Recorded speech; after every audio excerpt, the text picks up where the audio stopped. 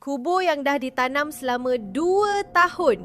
Bila digali semula, kain kafannya masih basah dengan darah segar. Jasad di dalamnya langsung tidak reput, malah nampak seperti baru dikebumikan semalam. Kisah benar yang berlaku di utara Malaysia. Inilah bukti kekuasaan Allah ke atas hamba-Nya yang mati syahid akibat angkara sihir dan hasad dengki manusia.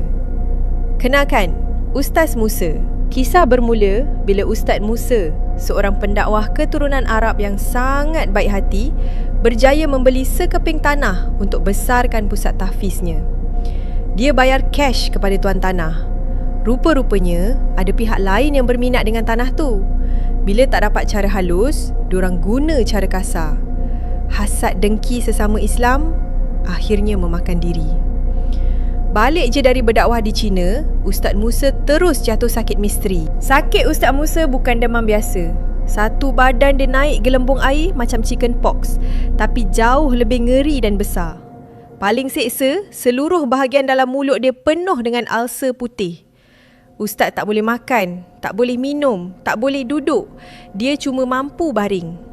Isterinya, Ustazah Wawa, terpaksa spray air sikit-sikit ke dalam mulut suami dia kalau dahaga. Bayangkan seksanya, nak telan air liur pun macam telan kaca. Bila bawa ke hospital, doktor pakar berbangsa India pun pelik.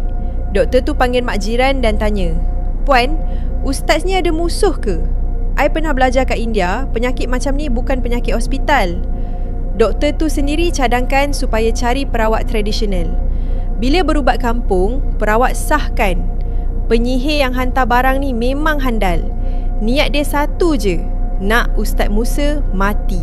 Keadaan Ustaz Musa makin kritikal. Sebelum pergi, dia sempat pesan kat jiran dia, Ayahdi, "Abang Ali, nanti kita jumpa lagi di akhirat ya." Ayat tu buat semua menitis air mata. Dia tinggalkan 5 orang anak yang masih kecil. Anak bongsu baru umur setahun.